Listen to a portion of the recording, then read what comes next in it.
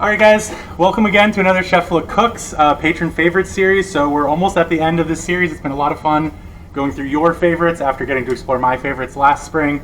We've had a lot of different stuff, some good Asian food. We're getting into something very, very simple. We're really pushing the sort of spring vibes. A lot of you might be busy cleaning out your closets, cleaning out your pantries. You don't really want to work that hard for dinner, so we're going to make a meal that I think we can do in an hour. I've said that before, but I feel really confident that we're going to get this one done. Everybody eating and out of here in no time. And the trick to that is going to be all these beautiful cans we have here. So some of us may preserve our own food over the winter to have around, and at this point, you know, things are starting to come back around, and so we're starting to go through those old cans and use them up before the summer harvest comes in. Some of us might just, you know, have gotten some dented cans on sale or whatever it happens to be, and we just want to use them up before they go bad. So this is a really great way to do that. It's a black bean soup today, but it doesn't have to be a black bean soup. It can be a pretty much anything soup. I'd say the core of this recipe is onions, garlic, some sort of broth, and then good flavors. And so for me today, we're going to be using bay leaf. I actually don't have any oregano, so I'm using thyme and basil, really to just like lean into the fact that this isn't anything soup. Black beans are going to be really good for this, mainly because they're accessible protein, and we really want this to be vegan today, which is going to be nice. But also because they tend to be around and they're on sale a lot. I mean, I think these two cans, which is an insane amount of black beans, were like $3. So like, it's good. It's good, and you can eat a lot for quite a small amount. So without further ado, we're just going to jump right in. The best part about the soup is usually the sides, and we've got a lot of different fun stuff we're going to do. We're going to start with some pickled red onions. So quick pickled red onions, which is what I'm going to show you how to do right now, are one of my favorite snacks. They go great on tacos, burgers, soup, and they're really easy and fast to do. You just want to take a red onion, and we're just going to cut it up as thin as possible. If you have a mandolin, that's going to be best for this, but I'm just going to do it with my knife. You want to keep the root on. The root is really important here because we are going to be cutting as thin as possible, so that's going to help keep the onion together, and in keeping it together, give us a lot better chance at getting those thin slices without the whole thing falling apart. So I always keep the root level on. This is a good cut. Basically, there's like 3 ways to cut onions, in my opinion. You can cut them in half like I'm doing right now, keep the root end on. I usually do this when I'm trying to make a very small dice. I want to be very accurate with my knife, or if I'm grilling. So from this stage right here, once I get the skin off, if I was grilling, for instance, I would just cut. Here, let me get this off and I'll show you. I would cut this after the skin is off and cut it into the root. So that way the root is going to hold it together while I'm putting it on the grill. I'll have usually 4 or 5 wedges. I'll grill them up. As they start to get cooked, they'll get softer, but the root will stay intact, and I can kind of like put them in a big pile at the back of the grill. I usually like to do that. They almost kind of get smoked. Really, really nice. If you ever are losing onions into your grill, this is the way. The very thick part won't be able to go through the grill holes, and then the thin part will cook really nice and get crispy. So that's one way, is with the root on. The other way is with the root off. I usually do this if I'm like making a soup and I don't care about what my chops look like. Chops being like the preparation you do. And so what I'll usually do in that situation is just cut both ends off, mainly because it makes it easier to peel. And so I'm in that mode. I'm just like going speed wise. And then the last way I do would be like for onion rings or something, where I'll just make a tiny little slit in the side, peel the entire skin off while it's whole, keep that root on still, and then I'll slice big rings. And that's usually if I'm doing something like I said, onion rings, or I really like for breakfast, I'll do like a grilled onion with an egg cracked inside of it. So I'll take the outside ring and like grill it a little bit, and then crack an egg in it. That's really tasty on a sandwich. Onions and eggs are maybe one of my favorites. A little bit of cheese too for breakfast, but you can't really go wrong. So those are like my classic go-to ways. Basically the one I don't care way, where you just cut everything off. That's speed oriented. There's the sort of accuracy way, which is what we're doing now. And then there's the ring way, which there really is no better way to do that. I would just always suggest keeping the root on if you're trying to do the ring way, because it gives you something to hold on to with this giant slippery orb, basically. In general, you don't ever want to be cutting on a round surface. That's why I'm cutting these nice flat planes, so I can put it on the table like that. I wouldn't want to cut it like this. You're just more likely to cut yourself. But we generally try to avoid that as much as possible whenever we're doing any kind of preparations. That's why you usually will see like professional chefs always cutting into little planks or squares, something flat that they can get their hands on really nice. So we're just going to cut these as thin as possible. I need a paper towel. And what I'm going to do is I am going to cut them in half because I don't want super big pieces. We are making a soup, so we want to be able to like fit it on the spoon.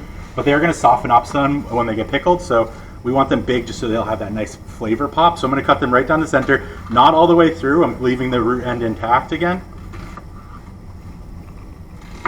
And that's just to make them a little bit smaller. I could cut them a little smaller than that too, but I think this is about the right size. They're going to get pretty floppy once they get all salted up. And then we're just going to go through and try and get a pretty thin chop. It doesn't have to be crazy. You know, if you like onions a lot, you can go a little thicker on this. But the thinner they are, the faster they're going to pickle. And we only got about an hour today, so we're going as thin as we possibly can. And you know, nobody's going to really be that upset about it. And this button, I'm just going to put to the side. We're going to toss it in the soup. No waste if we can help it. See if I can go a little bit faster here. And so basically what I'm doing is I'm just keeping my my knuckles back so that my fingers are behind my knuckles, and I'm just rubbing the knife along my knuckles as I slowly move it along. And then as soon as it gets uncomfortable, I'm just stopping because I don't really need to cut myself. And I have a place where those onions are going to go. If I was doing this at home and I was only pickling onions, I'd probably take it a lot closer to the root end. But I have a soup that those onions are going to go into, so I'm not really concerned at all.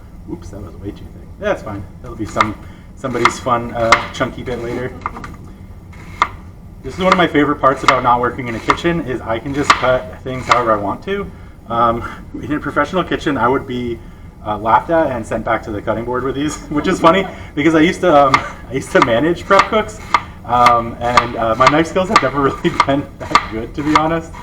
Some of you are looking at me like, "What are you talking about? I could never do that." But practice is really all it takes, and then a sharp knife is obviously very, very helpful as well. So we've got all these onions cut up really nice. We're just going to take and put them in a nice big bowl that can hold them all. We're just going to break them up a little bit. The reason we're breaking them up is so that we can get salt into every single little crevice. And the salt is going to break down the cell walls, start the water to flow out of the onions, and then later, after we've let these sit for a little bit, it'll help the vinegar to get sucked right back in where that water was. And that's going to give us a nice quick pickle. Really nice flavor. These are usually better if you let them stand overnight, but you can get them done in about 20 minutes if you just got a really good hankering for them. So get them all broken up like that. And then we're going to take just about 2 tablespoons of salt. I did do 2 onions instead of 1, like the recipe says. We're doubling pretty much everything today, and we'll probably like quadruple the garlic as long as everybody's okay with that.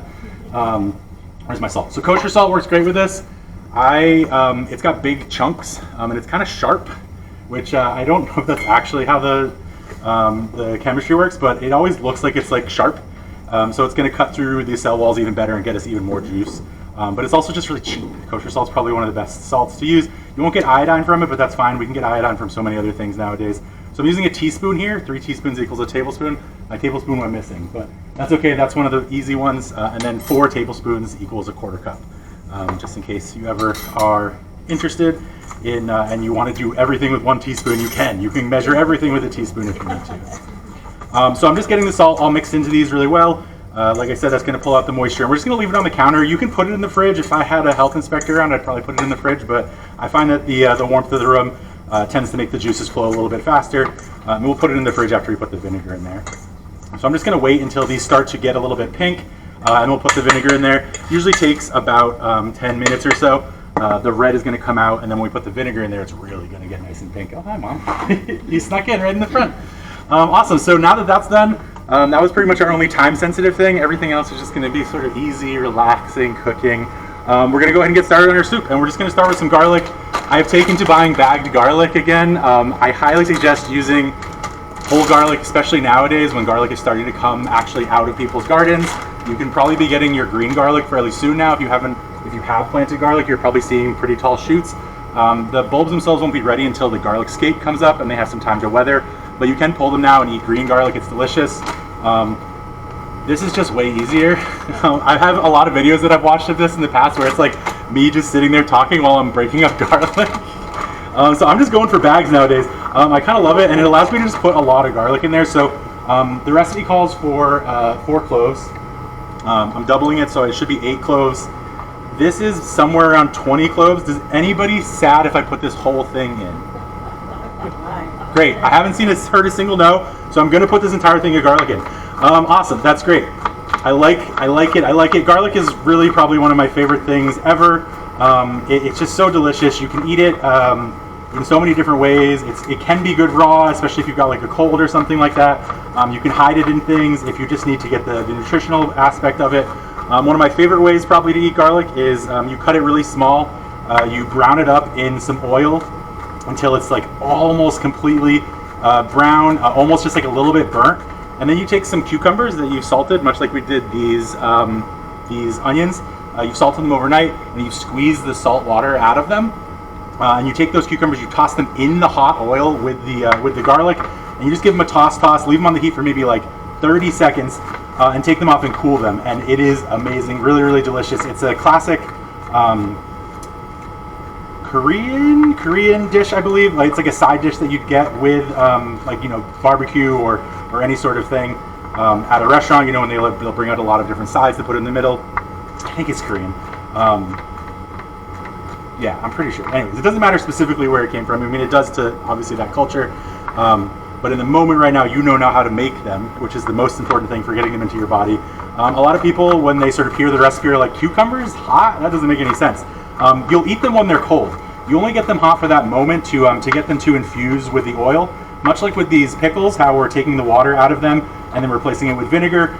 We're taking the water out of those cucumbers and then replacing it with beautiful garlic oil. And then there's going to be these little like bits of burnt garlic all over them. It's going to be absolutely delicious. So really, really great dish. Great to have with like hot rice, maybe a little bit of like raw fish if you are interested, especially as the summer coming around. Some nice ceviche or sashimi, just anything you want to get your hands on right out of the ocean if you happen to be a fisherman. We don't have the best fish for raw eating.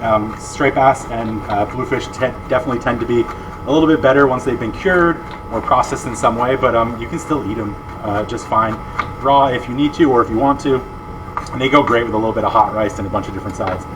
So this one's a little awkward, so I'm just going to toss it. It's got some weird scarring on it. But let's go ahead and get this garlic in here. Just got a little bit of oil. I'm just using what I have around, but you know, olive oil would probably be best. You could also use, you know, things like coconut oil if you wanted to push the flavors in a different direction. If you had some soy sauce, maybe some curry powder or Chinese 5-spice instead, you could use coconut oil for this. It would make a good base. Use what you have in your cabinet. That's the entire goal of this recipe, is to take your cabinet and empty it so you can go buy new stuff. Right now, I don't know if you guys can tell, but my pantry is really, really, really, really full right now. I had a long winter of eating my face off, but I recently got a whole bunch of food from the Fork to Pork and Leaf to Beef woman, and so I've been eating a lot from my freezer instead of my pantry this winter. So my pantry is still very, very stocked. I actually have to cook probably this soup when I get home later. All right, so we're just gonna throw the garlic in there. I'm gonna turn this up a little bit, try and get some browning on this.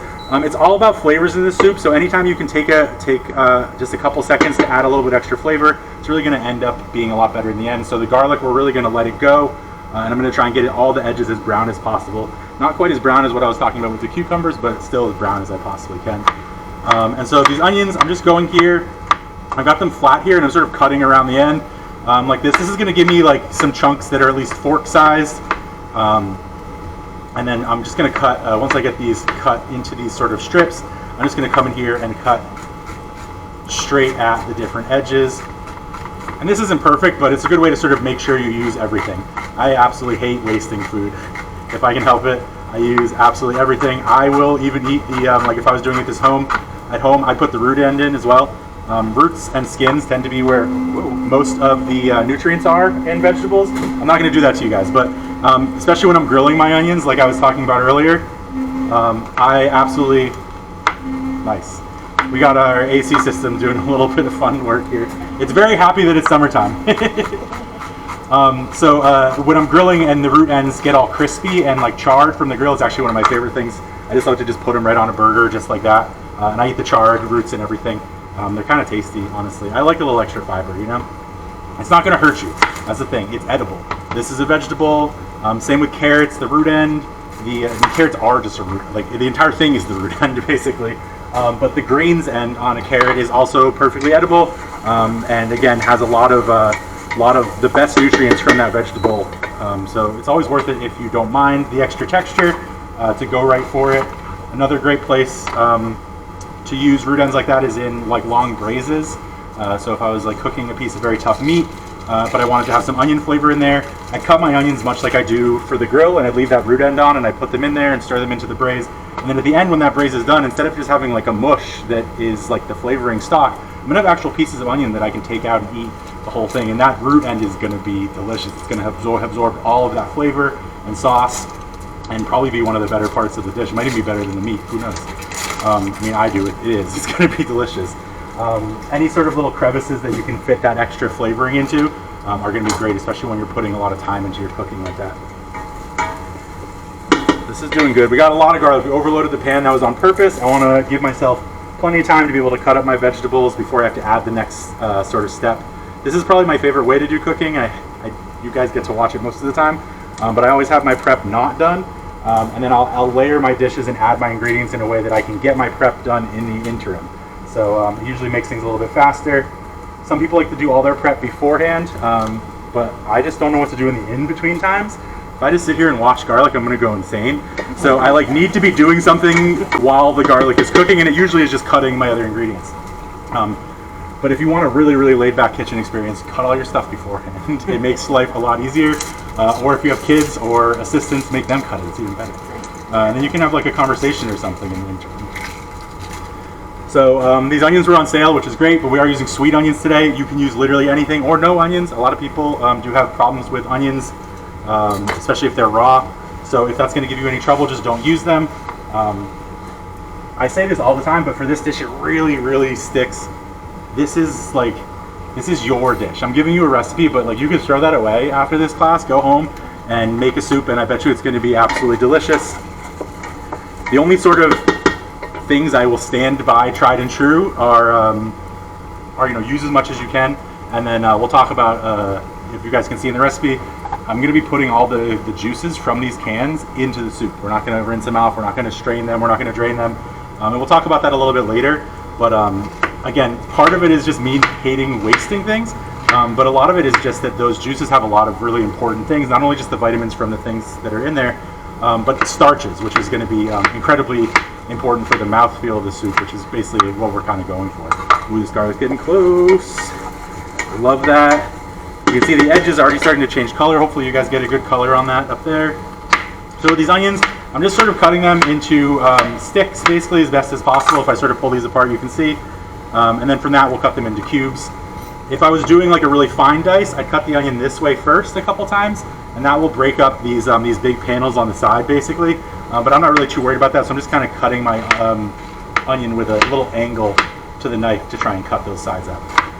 And we want some pretty big chunks here. We're not doing chili per se, although black bean soup is really just one step away from being chili. I mean, we may as well just call this chili. So I don't want to have super big chunks. With chili, I do like really, really big chunks. This garlic's looking really good and smelling good, I'm sure. For those of you in the crowd that do cook, this is my favorite part of cooking, when you start cooking and the garlic's in the pan and somebody comes down from upstairs or up wherever your kitchen is. It's like, man, what are you cooking? It smells so good. And I'm like, well, so far just garlic, but it's gonna be really good black bean soup soon. Garlic really is just an amazing thing. There's a reason why we call them aromatics. They really do a good job. Herbs are the other sort of aromatic that is just really perfect. At this stage, if I was cooking something like a chili or a chowder rather, I'd probably be putting whole sprigs of thyme in at this point, letting them pop. And we are going to do that later with our herbs, but they're dried herbs, so it's not quite as important that we toast them in the oil. All right, let's just get all this onion in there. Let's go. This is going to be a big bulk of our flavor, but also our actual vegetable that's in this soup. But apart from this, it's just going to be pretty much carrots, and then black beans, which are I guess kind of a vegetable. They came from a plant, but they're mainly fairly starchy with a lot of protein. So onions are my go-to. I don't think any of my favorite dishes are devoid of onions. Almost all of them start with cooking onions down, or you add onions in at some point in the process. They're just so versatile. They last for so long. They're great for storage. They're great for everything, and they taste good and smell amazing. All right, let's see what's next. We have onions. Let's get some carrots in there. So recipe calls for just one large carrot. These are kind of medium-ish. Let's see what we can find. I'll get the largest ones, and I'm gonna go for, they're kind of thin. I was thinking more like the horse carrots, which are bigger, but that should be good. These are mainly for flavor. They're gonna add a little bit of sweetness, but we don't want big chunks in this.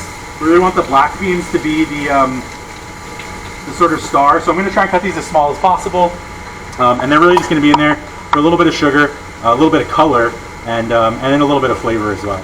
So I'm cutting this end off again. don't want to give you guys too much fiber, but this is perfectly acceptable to eat. It's actually really tasty. I do it all the time whenever I'm prepping. I'm like cutting down from this end and I get to the end and just pop a little snap. So let's see, we're gonna cut these in half just because they're so tapered. And I do want to get my cuts pretty small. So now I'm just gonna go and try and make planks. So we start with circles. Usually a lot of food is round. We go into planks and then sticks, and then from sticks we can get into a nice dice. I think it's actually safer if I do it like this. So I cut myself a little flat zone to rest that on so I wouldn't cut myself. And I just got to stack these boils up. Cut them into sticks. I think my first batch of sticks was not super small, but that's okay. We'll just cut them small on the other when we cut them the other way. And it doesn't have to be perfect. This is a home cooking show, basically. We're all out of the professional game now. We don't got to worry about it. If we were doing professional cooking, we'd have mechanical advantage right now. We'd have some form of machine, probably a Robocoup or a Cuisinart, to basically just do this for us. Or we'd have had somebody come in well before our shift started to do all of the prep work, which is also nice. But I like cutting vegetables, especially carrots. They're kind of cool when you cut them right. They're almost like they have like pressure in them, like they're trying to get bigger all the time, because you cut them and they almost immediately start curling. Like they've just been like holding on to this tension and you just release it and you're like, time to take a nice relaxing, hammock. Sorry, what was that? Dip in the oil. Yeah, oh yeah. You can actually use that to your advantage for garnishing. Carrots and scallions also will do this.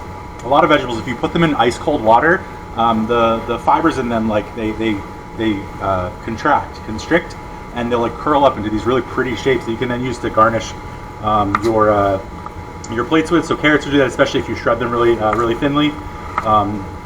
Usually you'd use something like a mandolin for that, so you can get like really nice perfect matchsticks. But you put them in ice cold water and they kind of like curl up and they're really pretty. Scallions are probably one of the best ones to do that with them. They're very cool. What's that? Radish roses. Oh yeah, radish roses. Yeah, exactly. The ice cold water will really get them nice and crispy too, which is cool. Great way to just store your vegetables if you want them to keep their crisp too. Really cold water is fabulous. When they're not in water, they start to dehydrate, and in dehydrating, that water evaporates. It breaks down the cell walls, much like we're trying to do with these, but it makes them softer as well, which is not what we want if you want crispy vegetables. That evaporation process, that water has to get out some way, and it does kind of like heat up even just a little bit the food, which does make it softer, which can be good if you want a soft carrot, but if you want a nice crispy carrot, it's not gonna work so well for you. So these I should be able to just do in 2 cuts, and then again just into long strips.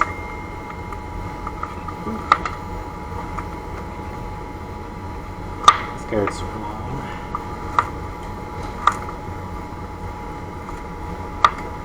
Yeah, a good pantry can really just like make your life super easy. If you're at home, you're like, there's nothing to eat. But there might not be anything to eat now, but a good pantry will mean you could have something to eat in just a little bit of time. Carrots and onions are probably my like go-to core. Peppers, if they're around, although it always feels weird buying peppers in the middle of the winter.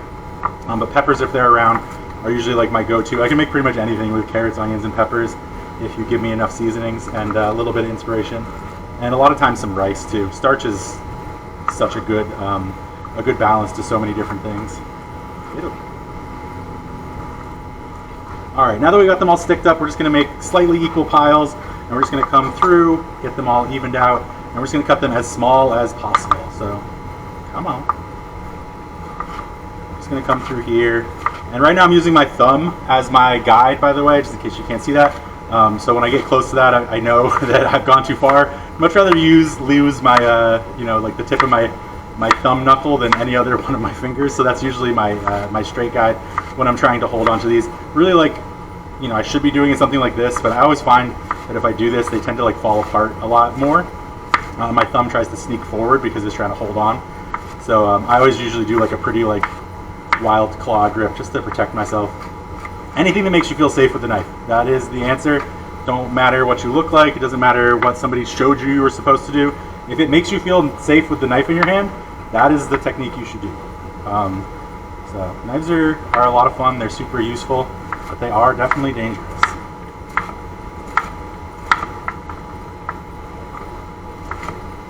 So basically, I had 3 opportunities to make these carrots as fine as possible. I had the plank stage where I could have cut them really, really thin.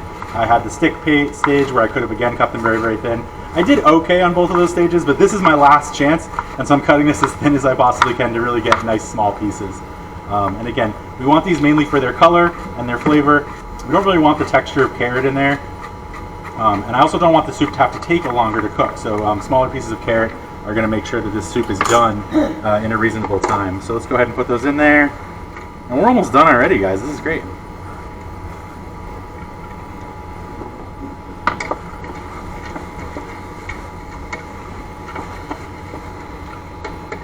Now, I do have a bunch of spices and herbs in here that I want to put in. If I was using fresh herbs, like I was saying, I probably would have put them in before I put the onions in to get them toasted. I'm usually a little bit less concerned with that with dry herbs.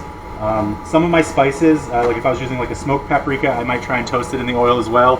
But this is a chill day today. We're not trying to like rush things. When you're putting fresh herbs and spices into hot oil, you need to be on it and paying attention because you don't want them to burn and will ruin the whole dish. That flavor is going to just permeate. There's really no way of saving it once you burn your herbs and spices. So the easy way to do this is just put your veggies in first and then put all your seasonings in. I think the recipe even says to toast the herbs in the oil, and I would definitely do that if you feel like you have the focus. But today I just didn't want to burn my stuff and ruin everything, so I'm going to add them at this stage, and it's going to change a little bit of our base flavor, but we just put like 80 cloves of garlic in there, so I think it's going to be fine. All right, so we've got a whole bunch of different things we're putting in there. We've got cumin, chili powder, it's basically everything I could find. I've got some hot paprika, which is going to be nice. It's going to make it a little bit spicy, but not too crazy. Most paprika itself is just the name for a pepper. Most paprika comes from red peppers, like red bell peppers. Hot paprika just comes from paprika. I really was hoping this was going to tell me which pepper, but it's essentially spicier hot peppers, spicier red peppers. So I should probably look at this recipe. I've done this one so many times that I didn't even look, but let me just make sure. That was actually not that bad. I did say to put the herbs in after. Yes, nice. Let's go. We're following the recipe. Okay, we're about to not follow the recipe though right now because I'm probably just going to put a bunch of these in here. I guess I'll use my teaspoon. I've got it available. So basically you want some mixture of herbs. You always are going to want to have some bay leaf in there. Bay leaf's really nice. It has just like sort of a little something that is sometimes hard to sort of find when you're actually eating it, but it's more something that you sort of miss when it's not there. And you can buy ground bay leaf as well, but I do like the whole ones. They're just a little bit harder. You can't eat them as well, but the ground bay leaf is really great to just like add a bunch of seasoning in there. All right, let's get these going. I'm not going to put a ton of the hot paprika. Whoops. Not going to put a ton of the hot paprika, just a teaspoon probably, or a little half teaspoon, because I don't want to get you guys all spiced out. But I do have some regular paprika. Oh, I didn't take it out. Some regular paprika that I can put in there, just to give it that good color. A little bit of red is always nice. We're not going to probably see it a lot because we do have black beans, but it's going to be there. It's going to change the tone of the dish just a little bit, so you're going to know, okay, maybe this is a little spicy. And most of these are tablespoons. So again, I have my teaspoon here. So I put a teaspoon of the hot paprika, a teaspoon of the normal paprika, and then I'm putting some chili powder in there as well. This is a little bit spicy, but this mainly has a lot of really nice ingredients, seasoning ingredients in there. That's right, I need more normal paprika. Again, I don't want to make this too spicy. I've got some spicy peppers you guys can put on there, and so you'll have that opportunity later. This is just the normal paprika, and I'm just going so I can get 2 tablespoons total.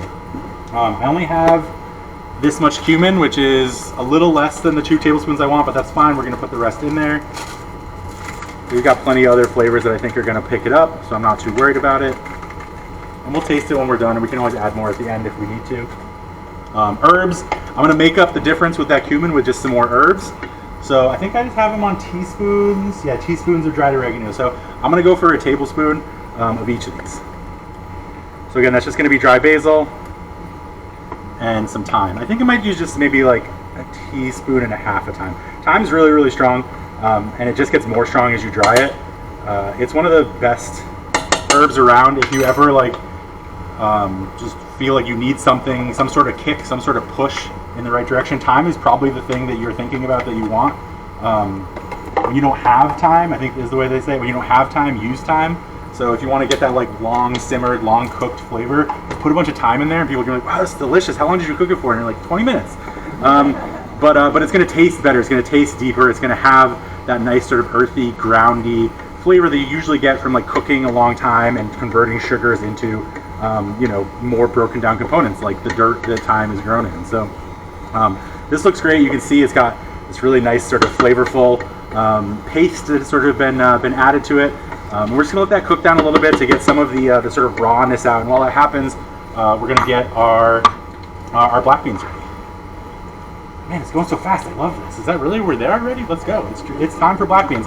So we got these big 2 cans of like basic black beans that I said were on sale, which is great. They're actually the last 2 cans. And I've got some much nicer organic black beans that we're gonna use the juice from. This juice is gonna be fine, but I think it's gonna be too much altogether, which is why I have the recipe telling you to drain some of the beans. This juice, the aquafaba is what it's sometimes called, or fava rather, the water of the bean, is really useful. You can make a lot of cool things with it. If you strain it off, you can actually whip it like a meringue, and it turns into a really nice, like foamy vegan treat. But today we're just gonna get rid of it, at least this stuff. Nothing wrong with these beans. Again, you could do it, you could use it. I'm just not going to today. But yeah, save this. It goes really good in a lot of different things. Really great additive if you like don't have cornstarch or something like that. Bean juice is a really fine way to emulsify a sauce together. It's basically just fiber in suspension, fiber and starch in suspension. So it's a really useful trick if you do need to use it. Get these guys strained up over here.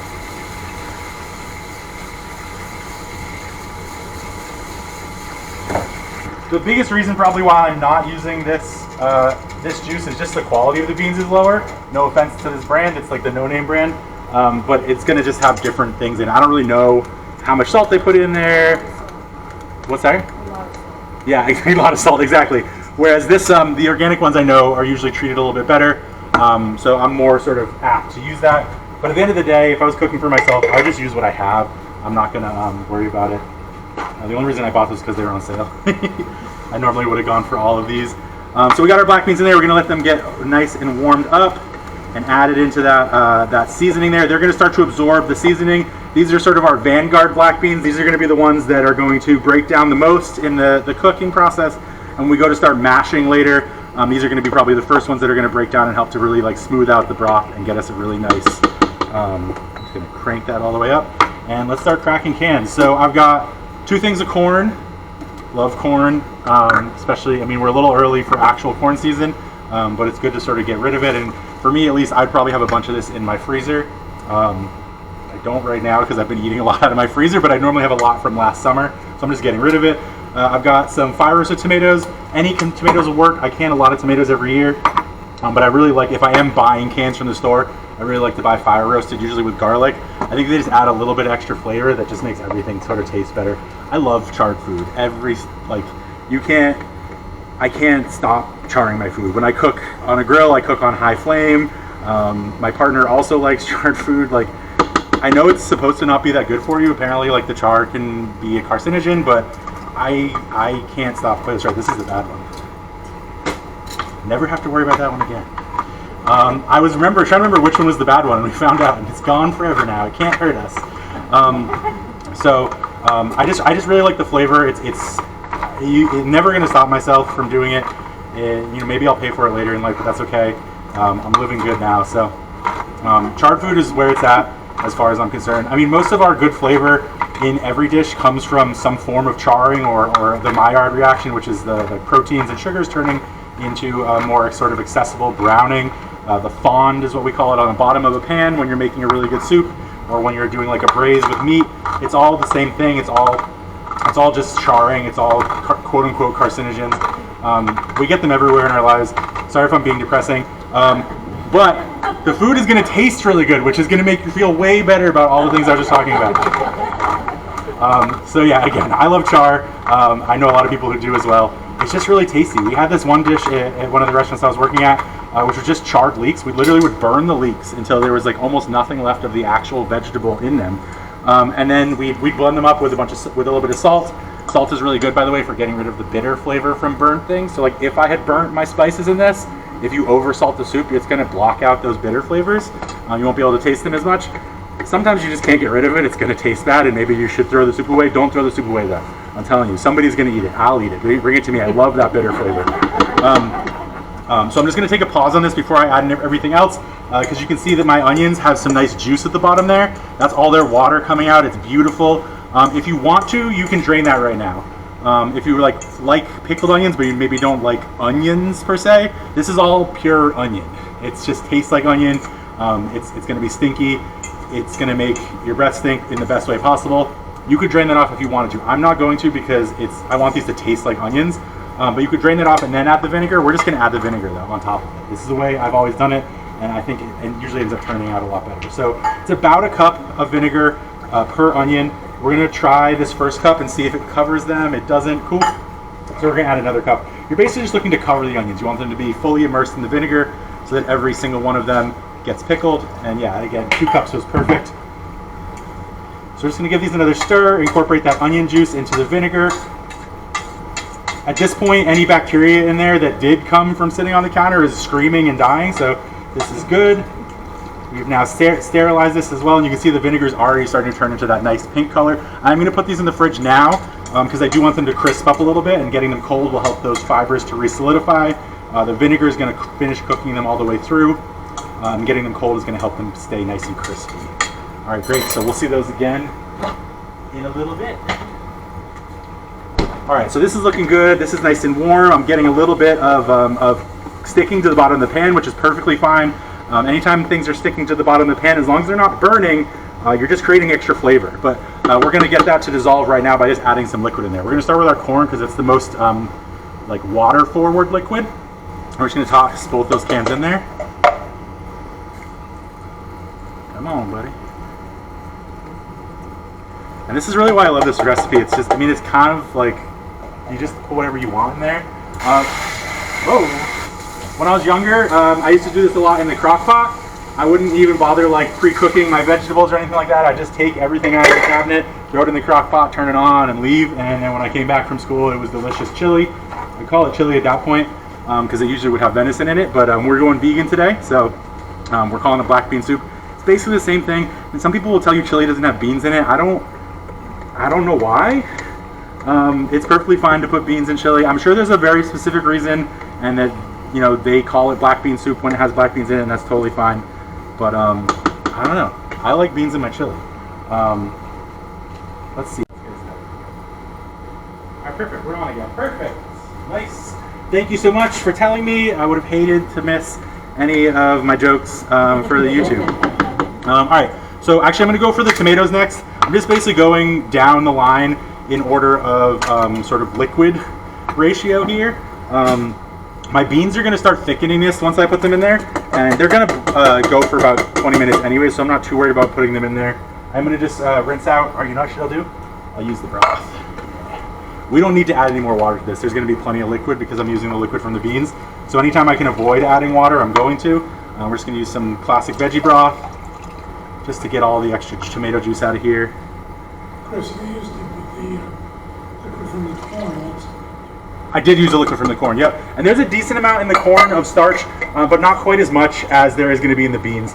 Mainly just because, let's see, this is, we can do some math, 15 ounces, 125 grams, it's 375 grams of corn with 432 grams in the can. So it's like a quarter cup or a half cup of water in there.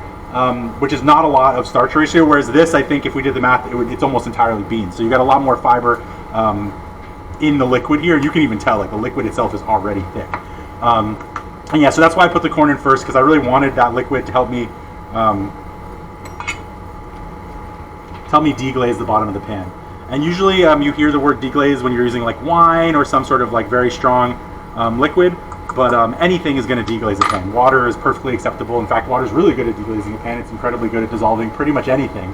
So deglazing a pan just means basically getting the glaze or the fond off the bottom. You would usually do it when you're making a sauce after cooking like a piece of meat, but you can do it however the heck you want. Water is a perfectly acceptable way. So again, we're putting all that lovely fiber juice in there. This is going to help to get this really thick, and we're going to double down on that later when we start to crush some of these black beans into the soup.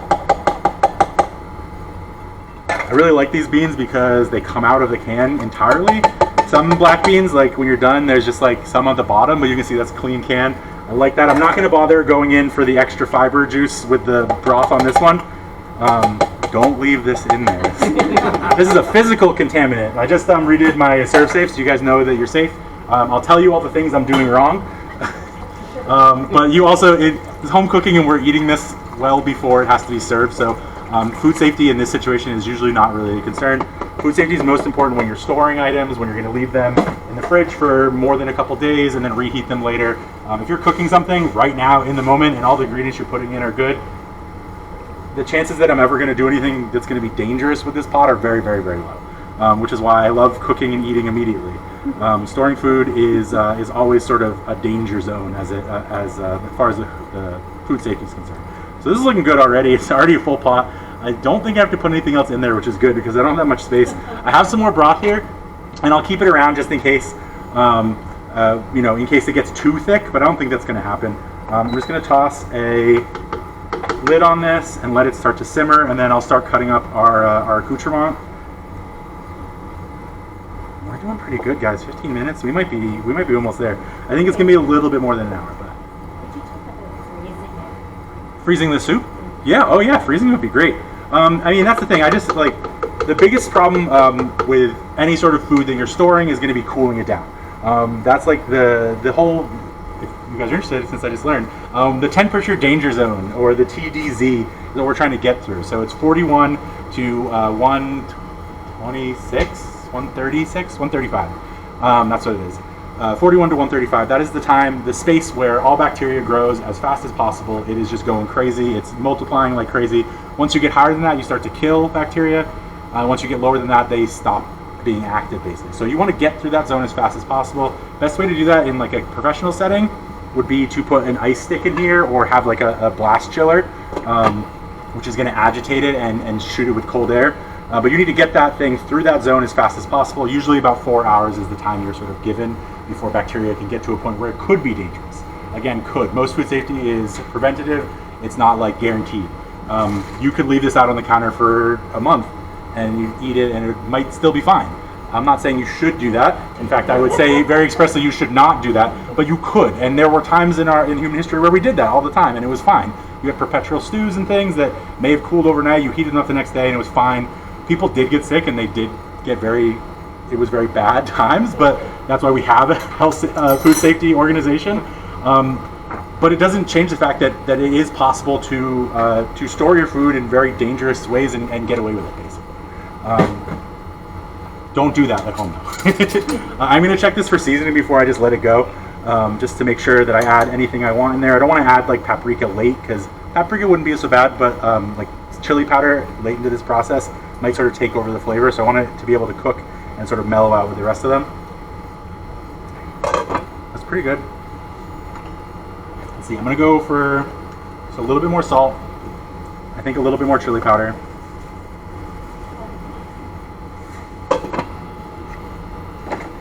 And a little bit more paprika. And if I had more cumin, I definitely would put it in right now, but I don't.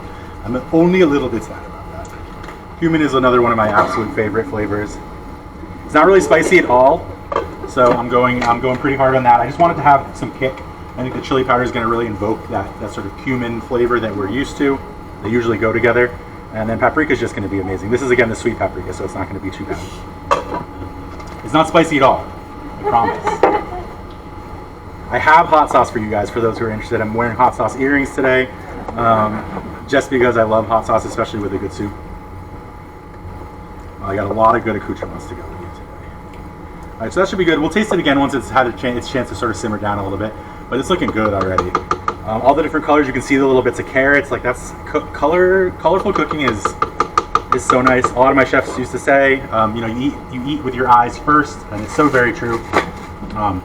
So let's start cutting some stuff up. We're gonna go for the cilantro last because I don't want those oils on the cutting board for those of us who don't like cilantro. We'll go for our scallions first. And these are just gonna be the different accoutrements you can use. Again, anything you've got laying around in your kitchen or your fridge. Are gonna have those pickled red onions, for instance. I've got cilantro, scallions, avocado, which are hopefully a little riper today than they were when I bought them. Not bad, actually. They should be pretty good. If you wanted to, you could have pickled some of the carrots as well. Those definitely tend to take about a little bit longer unless you're shredding them. So that's why I didn't do any. But if I get some time at the end of this, before this is done, maybe I'll shred some up just if you want to put them on top. But they make a really good pickle as well. If you have a mandolin or if you just have really good knife skills, you can cut little matchsticks, salt them just like we did with the onions, and then put vinegar on them. They're absolutely delicious. Really, really great taco topping. Let's go ahead and just pick off some of these funky bits. Oops.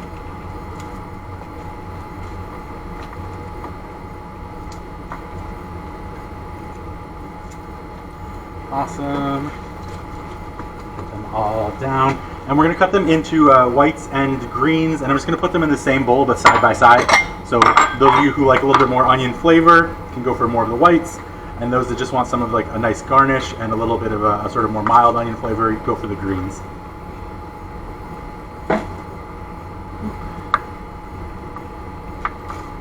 Again, I'm just going as thin as I possibly can here. For green onions, you can cut them down the middle before you do this if you want to. If I was putting these in like a tuna salad or something that I was going to be eating raw, I probably wouldn't cut them circles like this. But you're going to be putting these into a fairly hot bowl of chili, so it's going to be perfectly fine. They're going to get sort of cooked by the residual heat. A little onion root made it in there. So I'm not too worried about them being nice and chunky like this. In fact, I think it'll be pretty pleasurable that way. We'll go in on these other whites now. Now's a good time for questions if you have anything. It doesn't have to be about this soup either. It can be about anything. It can be about other cooking projects you had at home or personal questions. I'm pretty open book. I don't have a lot of boundaries, so. You kind of doubled everything except the broth. Yes, I didn't double the, exactly, correct. I didn't double the broth. Broth in little look behind the curtain. I write these recipes without testing them. And then I test them while we're cooking here today. The broth is there as a sort of backup, right? So if you decide that you don't want to put all the bean juice in there or all the corn juice in there, you're probably going to want to add more broth. And we could even add more broth right now. I just don't have any room in the pot. And I like a really thick soup too. So, but if you wanted this thinner, or if you're trying to cook for more people, just add the rest of the broth in there. It's not going to hurt anything. You're correct though. I didn't put it in there. I'm going to adjust at the end and see if I need to put it in there. But just looking at this, it looks like it's the right consistency that I like. So I'm probably just going to keep it the way it is. But I would say if you're cooking this at home 1-to-1, definitely go ahead and put it in there. It'll probably fit in your pot for one thing. But the soup being a little bit thinner is can be a lot nicer because you can put more accoutrements on top and mix them in. So yeah, so the recipe itself will work just fine the way it is. But the broth is probably like the most sort of to your taste kind of thing in there. It's not going to really, it's got a little bit of salt in it, which is nice, but it's not going to really affect the flavor at the end. It's just going to affect the texture. Once I start to mash some of these beans, we're going to see if it gets too thick. I'm going to fill this thing up to the brim and we'll see what happens. But I'm really hopeful this is going to be a perfect texture for us here. So there are my whites. I'm just going to go in here with the greens. Nice. Yeah. Awesome. That's a great question. It's usually has to do with the amount of sugars in them, and then the amount of, I forget what the chemical's called that like makes onions make your breath stink and make you cry and all that stuff. But there's a chemical in there, and each one of them has a different amount of that chemical. So like a Vidalia or sweet onion is going to have a lot more sugars and a lot less of that chemical. A Spanish onion or a white onion is going to be a lot more of the chemical and a lot less sugar. You have to really work at a white onion to like caramelize it and get those sugars to come out. Whereas a sweet onion, you can almost eat it like an apple. Highly suggest it. It's delicious. If you like onions, you have to like onions though. And then we get into some of the sort of like onion adjacent things like ramps and even garlic is sort of similar enough. Green garlic especially. And again, it's basically all this sort of same situation though. You've got this really astringent, really aggressive chemical that's in the onion. It's basically telling us not to eat it. We're weird. Most animals don't eat onions. The whole allium family is just off limits for them. They don't want them. They give them horrible upset stomachs. We love them. I mean, I love them. They're amazing. Alliums are probably one of my, one of like the core parts of my cooking. But you usually have to do something to them. So for me, it's really just sort of a string of like, which onions are ones that I want cooked and which onions do I want raw. So scallions, easy go. That's a raw onion. I'm gonna eat them raw most of the time. I will sometimes cook with them, usually in more Asian cooking. I'll put scallions into like my stir fries and stuff, and we might see some of that next month. But most of the time I want them raw.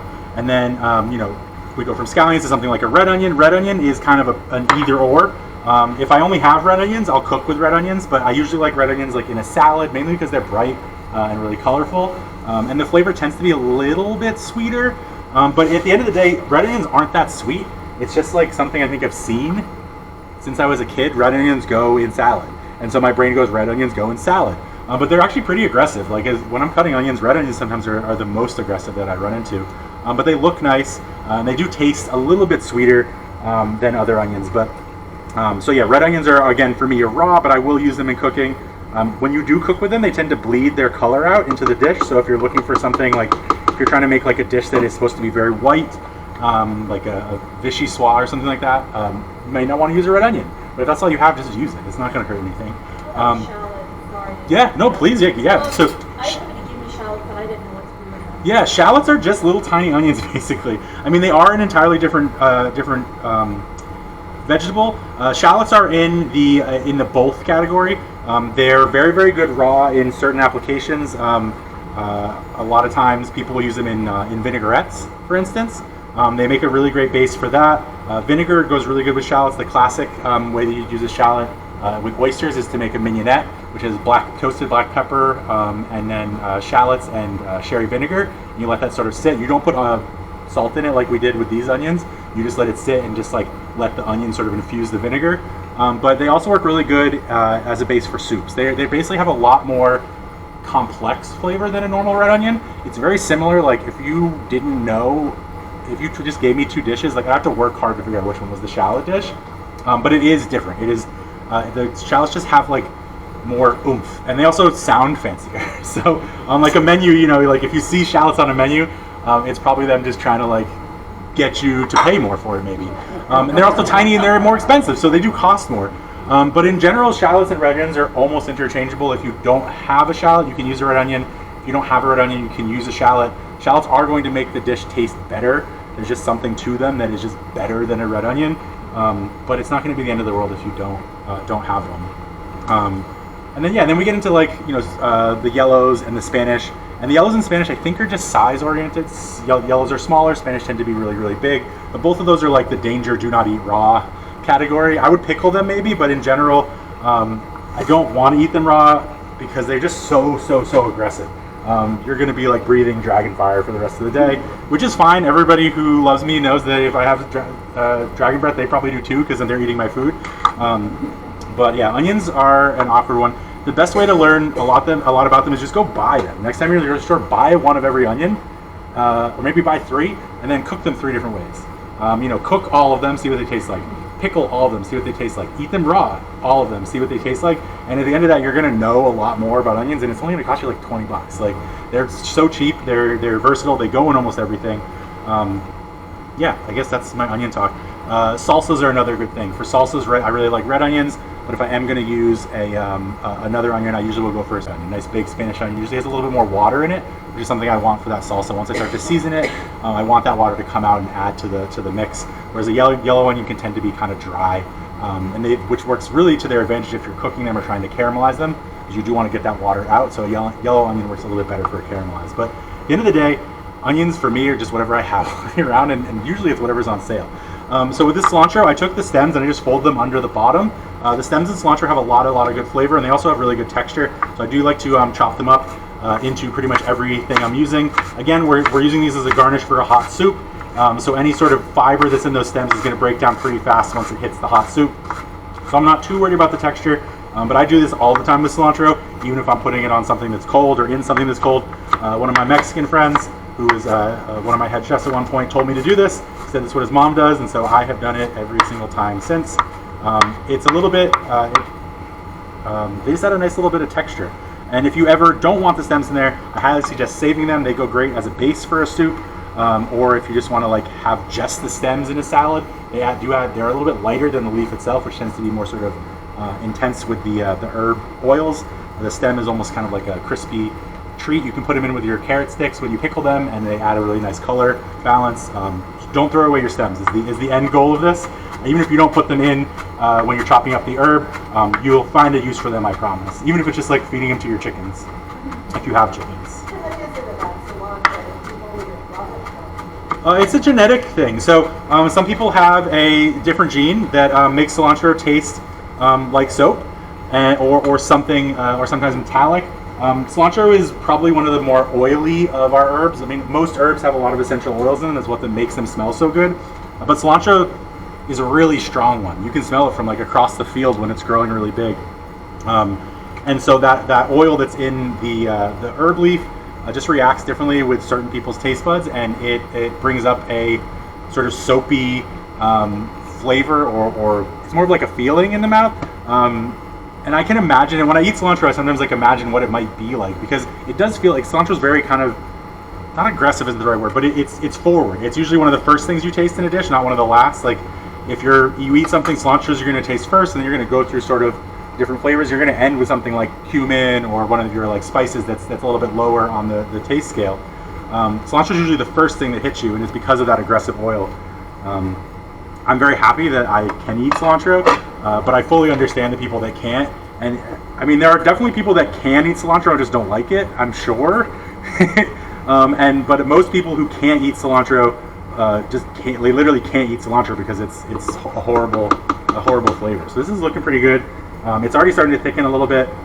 You can see sort of just when it's not super thick, which is great. I'm going to smash some of these in, but I'm just really wanting it to get to a nice sustained boil at this point. Things won't thicken, the starch won't start to bond to the water and create sort of a slurry until it gets to a boil. It's a little bit below that, but we're not there yet, so we gotta wait. But that's okay, we got some more stuff to cut. I was supposed to do this cilantro last, but that's okay. I have the other side of my cutting board, so we're gonna save the day with that. I'm just using the back of my knife to sort of scrape this up, make sure we don't waste any of it. I'm just gonna go over here, rinse it off. And the oils are really strong, so I'm not going to use this side of the cutting board. I'm just going to flip it over, but I don't want to have a bunch of cilantro on my table, so that's why I'm just rinsing this off. And our last one's going to be avocados, and that's going to be it for the accoutrements, I think, which is kind of amazing. We're doing good, guys. I'm not under an hour, but that's fine. It's cool. I never really thought I was going to get it. You got to set goals, even if they're not achievable, you know? What about leeks? Oh yeah, leeks, great. Leeks, another fabulous part of the allium family. Really, really, really mild.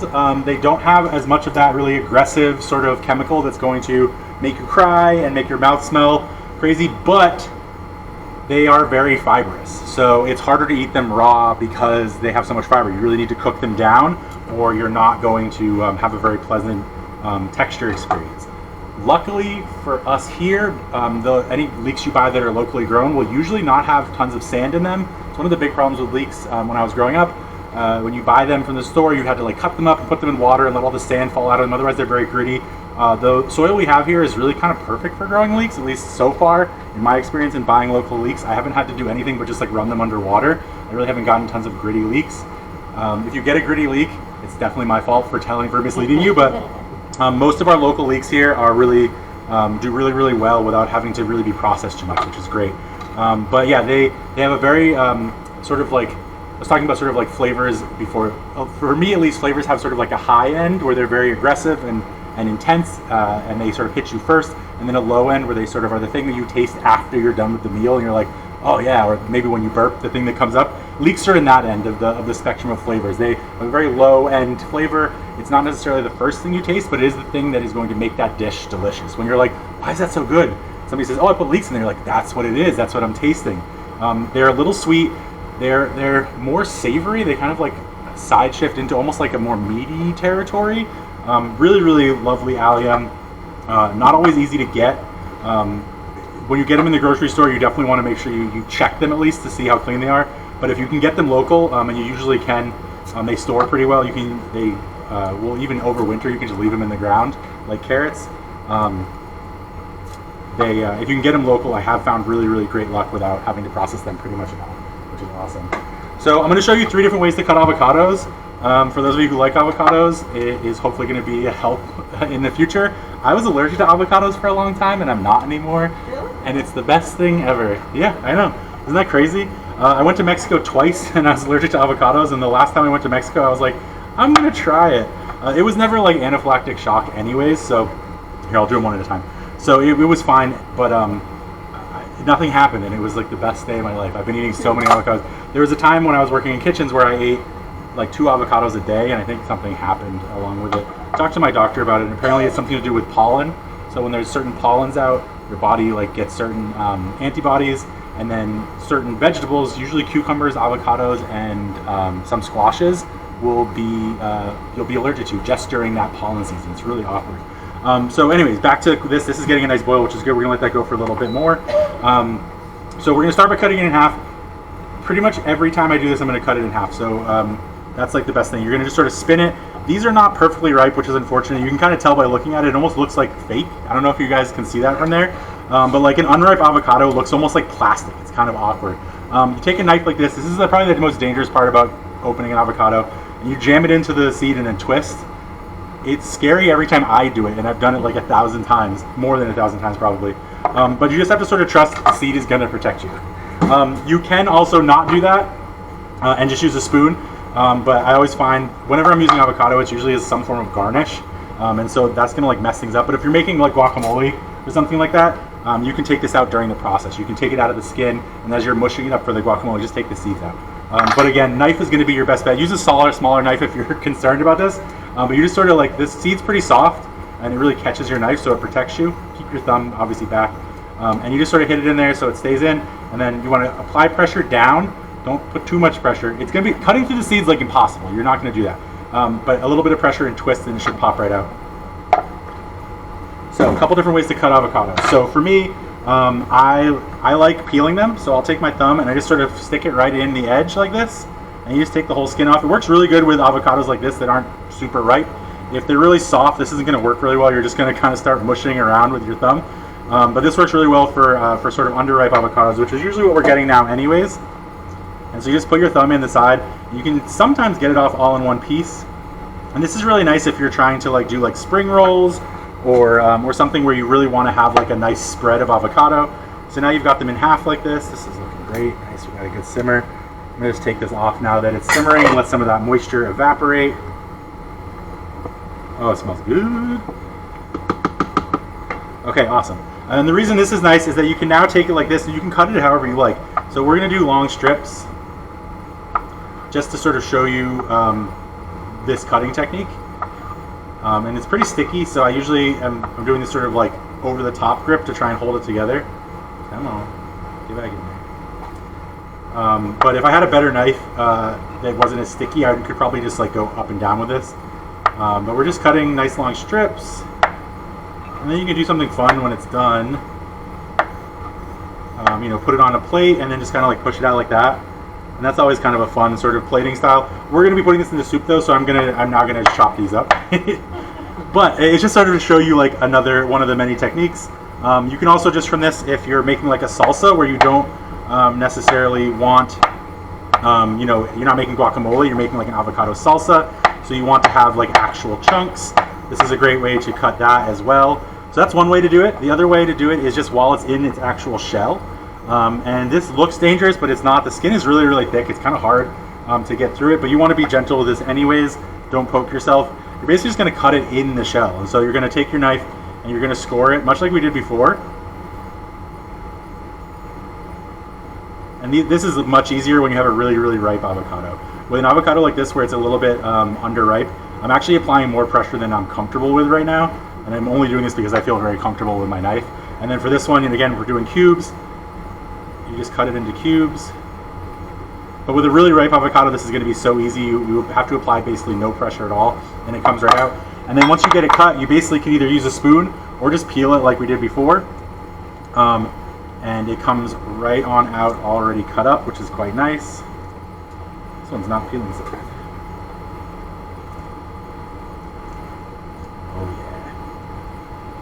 Oh don't know if you guys can see the little bubbles there, but that's a good sign. The bubbles are kind of like having a hard time getting through the soup, which means that it's starting to thicken, which is good. That's what we want. When you have like boiling water, it tends to be a little bit more aggressive. The bubbles are smaller. These are big bubbles that are having to sort of force their way through. So that's all now just like already chunked up, ready to go. And then if we were to do our slices one, I probably shouldn't have peeled this one too, but oh well. Come on, buddy. Our slices one should be in the same situation as before once we get it out of here. And for me at least, the determining factor of how I'm cutting my avocado is going to be how ripe is it. If it's super underripe, I'm taking it out of the shell before I cut it. If it's like medium ripe, I'm cutting it in the shell and then maybe taking it out like this. But now again, you can kind of just like push those aside. That didn't work out super well, but again, it's because it's an overripe avocado. I really didn't want to push all the way through to the shell because I'm not trying to cut myself. Knife safety is the most important thing you can do. And then if it's really ripe, which again, this one is not, but if it's really ripe, I'll use a spoon because there's just no way you're getting it out without getting absolute mush all over the place. And we'll see what that technique looks like with these harder avocados, but I'm hoping I can sort of show you. And this is probably one that you guys have maybe seen and done yourselves before.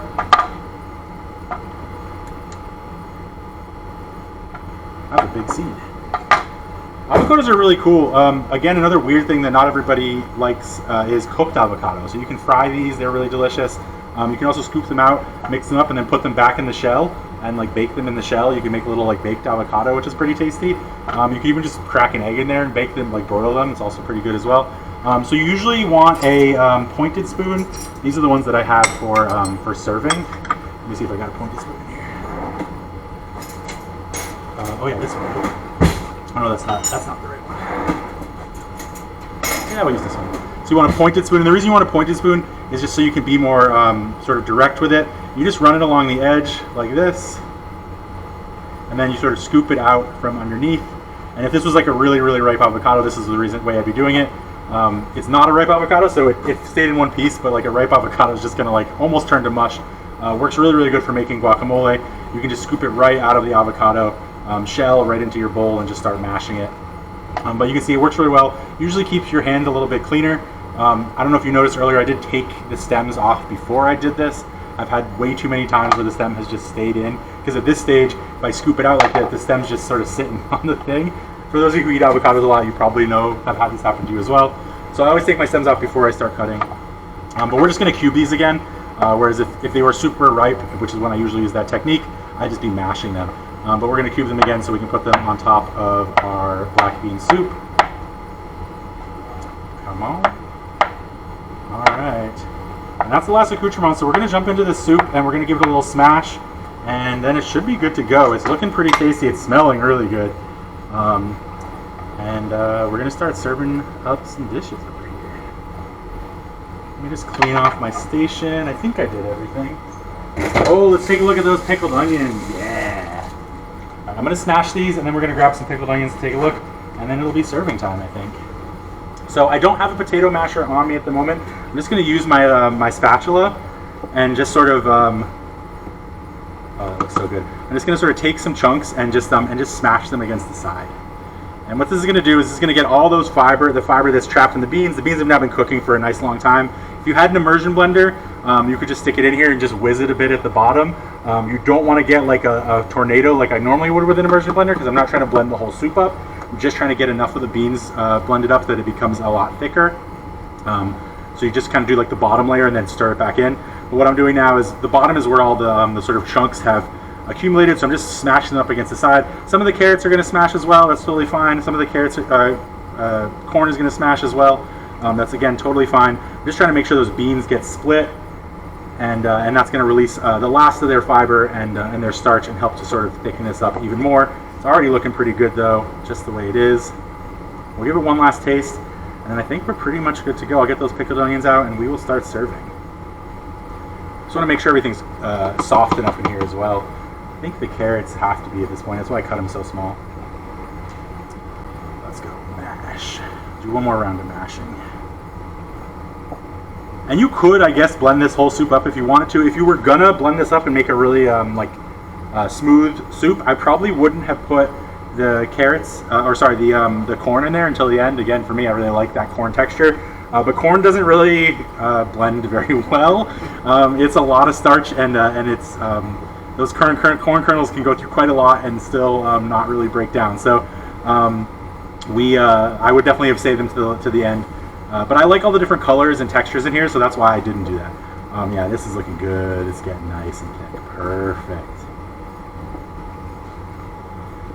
Okay, cool. And so I don't think in this situation I'm going to need any more broth.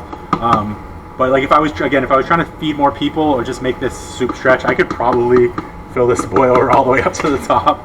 All right, let's take a peek at these red onions. Oh yeah, beautiful. Look at that nice pink color. Those are looking great. And this is just going to get more and more intense the longer they sit. I'm hoping that these don't survive the day and you guys eat them all. But if they do survive, they're going to be a nice little snack tomorrow for lunch. Another question. Yeah. Recently thinking of making some onions, and so I was looking up recipes online, and a couple of them said they have sugar. Sure. Why? Do you think just using red onions? Sugar's not going to hurt. Sugar is going to change the flavor. So we're putting these in a fairly, not fatty soup, but a fairly rich soup, and so the aggressive vinegar is going to be very good to balance that flavor. If you're eating them like on a salad or by themselves, the sugar is going to help balance that acidic, the acid of the vinegar. So much like I was talking about salt balancing the bitter of like a burnt food, sugar is like the balance for acid. If something's too acidic, you add a little bit of sugar in there. My dad used to do it with tomato sauce all the time. It really helps it to be a lot more palatable if that vinegar is too intense for you. And so these are intensely vinegary, and that's on purpose because we have something that's really sort of thick and more basic along. Like this would be the high end of the flavor scale. This is the low end of the flavor scale. Together they make a really nice sort of contrasting dish. And they're also going to go very good with the fat from the avocado and the sort of aggressive flavors of the onions and the cilantro as well. So I do have some hot chili flake over here as well. If you want to put that on, please go absolutely to town. I'm going to be serving in coffee cups today. I hope that's okay. We are a little short on bowls. I just don't want to use them all up just in case we need them for various other functions. But if you want seconds, please don't hesitate to come up after you grab your first. As usual, we're going to start in the back. I just need to make sure this isn't like going to hurt everybody. It's not. It's going to be delicious. But I just got to make sure before we start, just in case. Smells good. That's pretty good. I'm apologizing to you all right now that I didn't have more cumin. I think it would be great with a lot more cumin. But I think it is really good. It's a little low on salt for some people, but I think for me it's perfect. So I'm going to put some salt out, just if you want to add a little bit more, you're welcome to. I'll put it in something that's maybe not just this entire container of salt. But feel free to add a little pinch if you want. It's going to make the flavors a little bit more intense, bring everything together. But I just don't want to over salt it for those of you who might not be able to eat as much salt. And it's probably better for me too if I don't put tons in there. Awesome. So, all right, I'm just going to start ladling them out. We're going to turn this down a little bit, just keep it warm. I've got some tortilla chips as well. Feel free to grab a couple to dip in there. Just make sure to share. We've got almost a full house today, so just grab a little bit for now. You can always come back for seconds. I'm not going to stop anybody. We got plenty of the soup, so feel free to come on up. We usually start in the back, so anybody in the back, come on up and grab yourself a bowl. Oh, it's so chunky and good. This is going to be great. So again, it's very, very chunky, as you can see. If I put that extra broth in there, this would be a little bit more sort of in line with, I think, what I would have normally gone for. But I like it chunky like this, and I just didn't have the space, so we're just going to go with it. So you're using the wood spoons? Yeah, yep, wooden spoons. Yep, that's all we've got. So that's what we're using.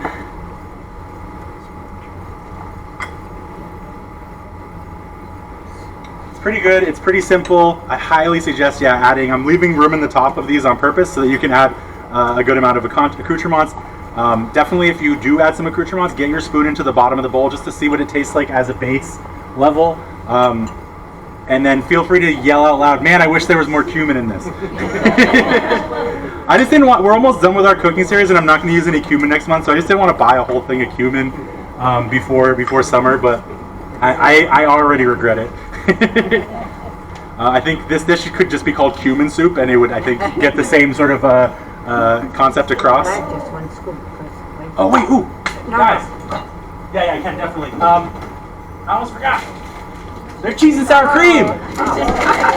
It's vegan, but I did get non-vegan ingredients.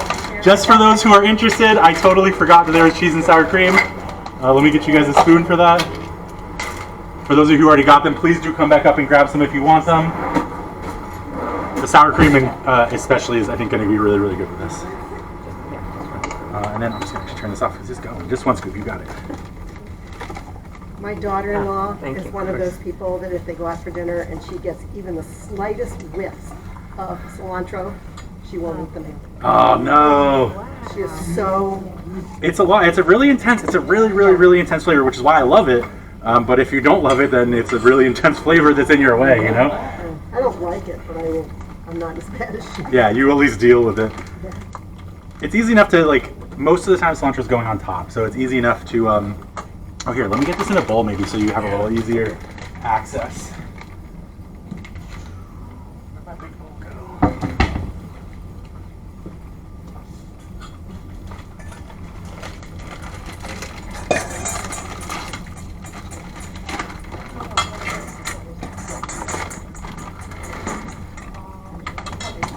Tongs for that. Ta-da! Just in case. All right, now we're talking. It's like a taco bar. Taco bar is one of my absolute favorite parties of all time.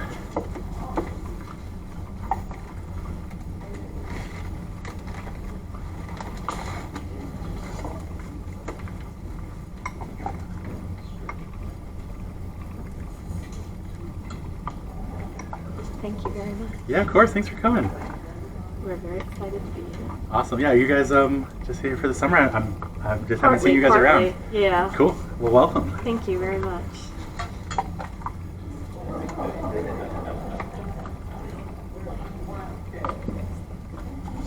Oh no. I like onion though. I don't care how strong it is. I'm excited. I like it all. Yeah, it is. If you guys need, we might have like those little coffee mug things somewhere, or I can always get you a second cup if it tends to be too hot. It should be okay, but it is very, very hot right now. So I got second cups just in case you're worried about And I'm burns. just holding it like this. Yeah, that works pretty well as well. Holding it like this. Good. Yeah, I like problem solvers. Well done, Yeah, guys. definitely. Let's see how many people I got. 1, 2, 3, 4, 5, 6. Okay, cool. Perfect.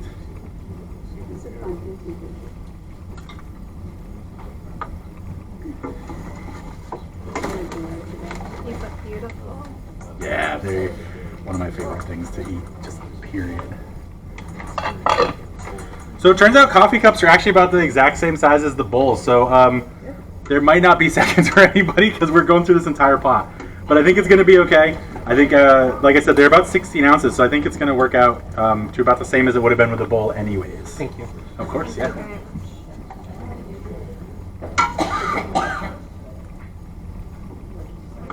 Smells so good. Yeah.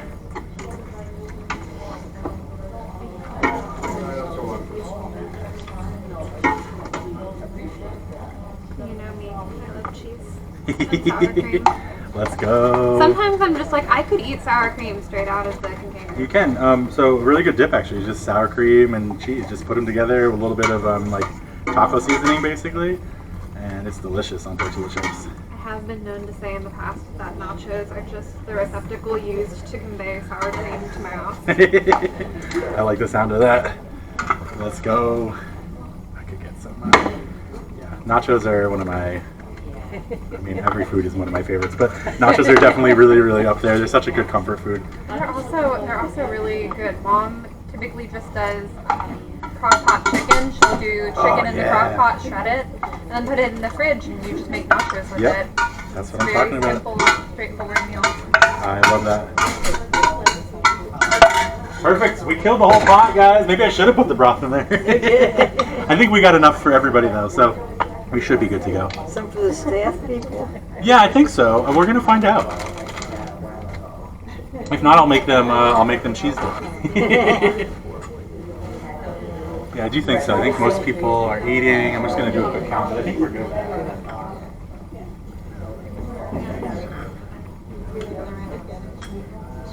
Take a little of this.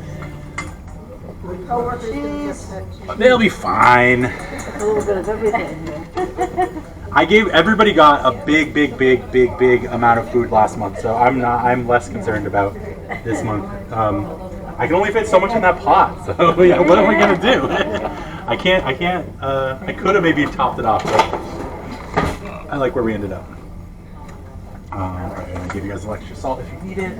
Chris, I don't know if it would ever be an idea, but we want to know how to make some good dressings for salad. Oh, sure. Would that be a good idea? We could do a salad episode. Like a whole bunch of dressings. Yeah, how would that work out? I guess I'd have like a bunch of greens. We kind of like salad for it, probably. It would be more like we'd be talking about like chops. Like, be like, all right, this is how you cut peppers. This is how you cut onions. This is how you cut zucchini. This is how you cut whatever, whatever we're gonna put on our salads. And then we'd put the whole salad bar out, and I'd show you guys a couple of dressings. We could do that. I like the sound of that. Good suggestion. My son makes very good dressings, and I'm always buying the supermarket stuff, and I don't like it. Yeah, I've got 3 like good dressings we could sort of like highlight too. I think creamy dressing is always on people's mind, like a good classic vinaigrette, and then we could talk about like an emulsified vinaigrette or like a thickened vinaigrette and how that is sort of different, how it's like closer to mayonnaise almost. I like that. Yeah, there's another cup if you want for insulation too over here. Oh yeah, perfect, perfectly fine. But that's great. I gotta remember that. Hit me again in this fall just in case I forget that. But I feel like that's a great idea, especially for like end of the season while everything's still fresh. So, oh nice. Love salads. This is gonna be great. Ooh, inspiration is coming.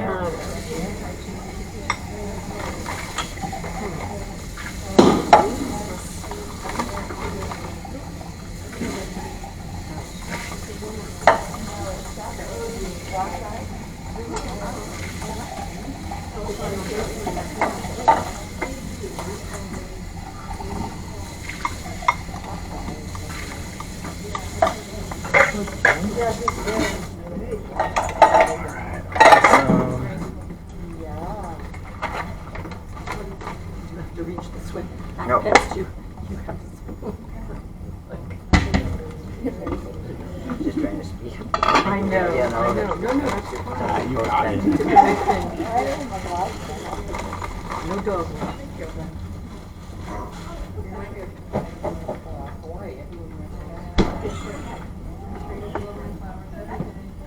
I'm vegetarian, so I appreciate a vegetarian. Yeah, of course. It's I always try and do a good amount. If I don't do the whole dish vegetarian or vegan, I'll try and do at least a portion of it, so I can I can either cut off. But sometimes it's like next month it's not a possibility. Well, and also I'm not so. I don't just love to be around people eating stuff like that. So, but the fewer animals we eat, the better for the world. It usually works out pretty good. I love beans. Legumes are tough because you got to make sure you get them, usually pretty well sorted. Garbanzo beans though have saved me so many times. They're so versatile. They're so useful. They're really, really, really good as far as like the water scale is what they used to be grown, which is awesome as well. They're environmentally friendly and they're so good too. They're really, really aggressive. They're nice and vinegary. I'm putting a lot in. I love hot. Good. Yeah, you won't be disappointed with those. I love them on sandwiches. Absolutely. So I didn't know that was Mom. That's my mom. I know, isn't that cool? She's been coming now for almost every time. Nice. Yeah, it's awesome. I don't even tell her to register. She just gets to show up. She's got special mom privileges. That's right. But I think I must have known you when you were a little kid. I almost guarantee it. Did you come to the body shop? Yeah, a little bit. Cool. That's where I was always running around there, doing wild things. Yeah. But that was the best part of me growing up with my mom is getting to be wild children around the body shop and just having a big space basically to be in. Cool. I had rented a house next to Huck for a while. So Oh, cool. This was a long time ago. Wait, Billy Huck or Chris Huck? Chris. Okay, yeah, my grandpa. Cool. Yeah. Because I know some people at some point were calling Billy Huck as well. I didn't know that until like way too late in life. These are good too, huh? Not plastic. Yes, yeah, we try our best. Skip has actually been really smart about it too, and asking to talking about like bringing spoons and to-go containers yourself if you can. But I never really think to like say it. So I'll say it now. Guys, we'll be doing this again next month. It'll be our last one until we take a little summer break. We're going to be jumping into Saltwater Wednesdays, where I'm going to be teaching people how to open up shellfish. So if you're interested in that, keep your eyes out on the newsletter. It'll be starting in July and going all the way through December. And then cooking will start up again either September or October. So if you're not already on the newsletter list, definitely sign up. You'll be first to know. Next month's going to be a lot of fun. We're close enough to the end of the month that I'm actually going to tell you right now what it's going to be, which is wild. I never do that. So next month we're doing the last of our patron favorites, and we're doing a beef and basil stir fry. And so I'm really, really hopeful that Morning Glory or one of the local farms will have a bunch of basil available for me to take. We're going to be taking about 2 pounds of beef and mixing it with about 2 pounds of basil in this stir fry. It's going to be intense. It is going to be an herb explosion, the likes of which you maybe have never had before. And I'm going to prove to you that herbs are a food, not a seasoning. It's going to be delicious. It's one of my favorite things to eat. We're going to have a ton of white rice to go with it as well. It'll be really nice. It'll have some Asian vibes to it, but the beautiful thing about this is the basil is really going to be pushing it to the limit. So get prepared for that. It will be meat only, though, for those of you who are not inclined to that. Basil might be ready by then. I'm hoping. That's why I pushed it to the literal last week of June. I'm really, really hoping the basil's ready to go. But until that time, thank you all for coming. Thanks for all hanging out and eating. If you do want to check out this recipe, it'll be up on YouTube hopefully tomorrow or at least by the end of next week. And if you want to look way, way back into my cooking history, you can go to my website, trashpandaepl.wordpress.com. It's from back in the pandemic times. There's a lot of fun. There's some really good recipes there that I even go back into, especially if you enjoy a cocktail or two. Some really good ones that got me and my partner through the pandemic. So take a peek if you so desire. Definitely check out the YouTube and definitely do sign up and come next month. And thank you all for coming, guys. Thank you.